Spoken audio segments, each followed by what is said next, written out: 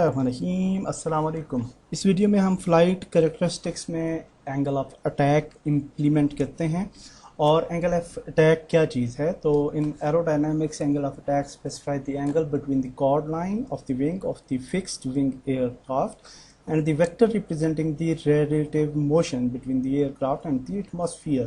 तो यहाँ पे आप कॉर्ड लाइन जो है वो बैक कोई भी एयरप्लेन है उसका विंग जो होता है उसकी बैक एंड से लेके फ्रंट एंड तक एक लाइन अगर ड्रा करें तो उसको कॉर्ड लाइन कहा जाता है। यहाँ पर रिलेटिव मोशन का मतलब रिजिड बॉडी है। कॉर्ड लाइन अगर रिलेटिव मोशन यानी रिजिड बॉडी के साथ कॉर्ड लाइन की जो रिफ्लेक्शन है उसका एंगल जो होता है वो एंगल ऑफ अटैक है, और ये रेजिस्ट करता है। ये एंगल अगर ये एंगल जितना ज़्यादा होगा उतना ज़्यादा रेजिस्ट करेगा एयरक्राफ्ट को लिफ्ट करने में। तो लिफ्ट जो है वो यानी थोड़ी हो जाती है, रिड्यूस हो जाती है जब एंगल ऑफ अटैक ज़्यादा होता है। तो इस एग्जांपल में अगर आप देखें तो एयर हमारी यहाँ से आ रही है राइट साइड से और हॉरिजेंटली मूव कर रही है, और यहाँ पे विंग शेप आप देख सकते हैं कि ये विंग शेप है।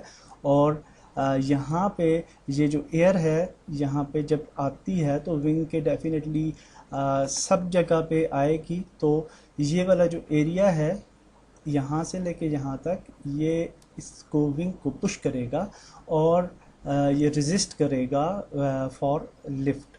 तो इस एरिया को हम इस एंगल को एंगल ऑफ अटैक कहते हैं।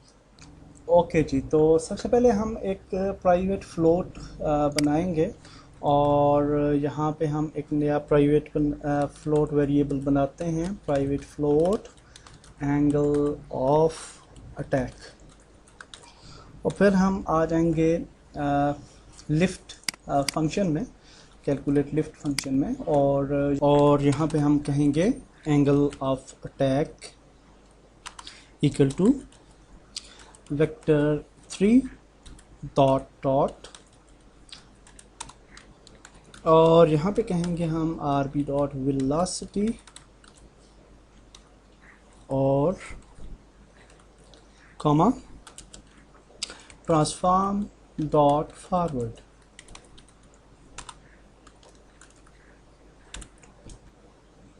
ओके, अब हम जहाँ पे लिखेंगे angle of attack multiply by equal to angle of attack smooth करने के लिए, और यहाँ पे लिफ्ट पावर से आगे हम मल्टीप्लाई करेंगे एंगल ऑफ अटैक को। ऐसे होता है कि हमारी वेलोसिटी जो है वो काफ़ी ज़्यादा है और इसको हम नॉर्मलाइज्ड करेंगे वेलोसिटी को।